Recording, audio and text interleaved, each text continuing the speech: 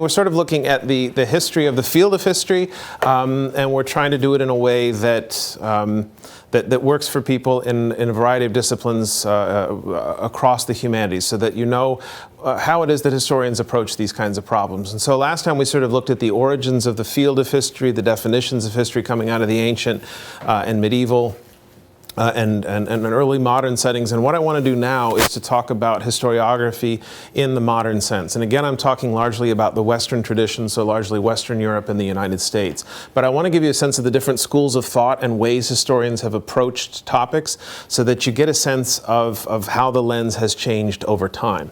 So we'll look here at, one more time, at Clio. Remember, among the Greek muses, Clio's the one that represents history, tends to be the sort of figure of history. You often see the statues of Clio in different libraries and things around the world.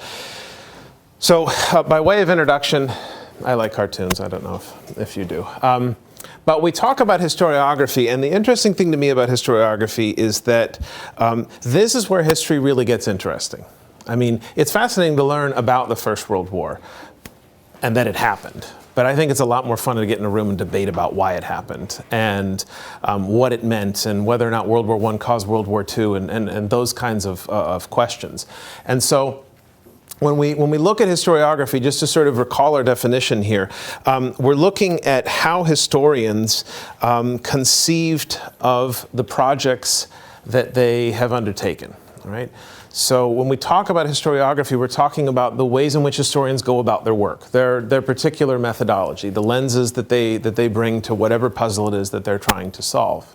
And you'll often hear scholars talk about the historiography of modern Germany, or the historiography of music, or the historiography of literary studies, and all that refers to is just the study of how different scholars over time have treated that one particular topic.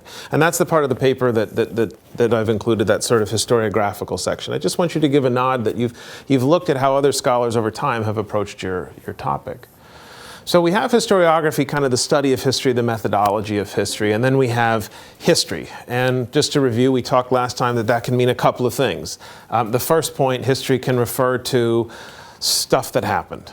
What happened, right? Of course, we can all argue about what happened, but the things that happened. Right? And then the second point is our take on what happened, right? Our understanding of what happened.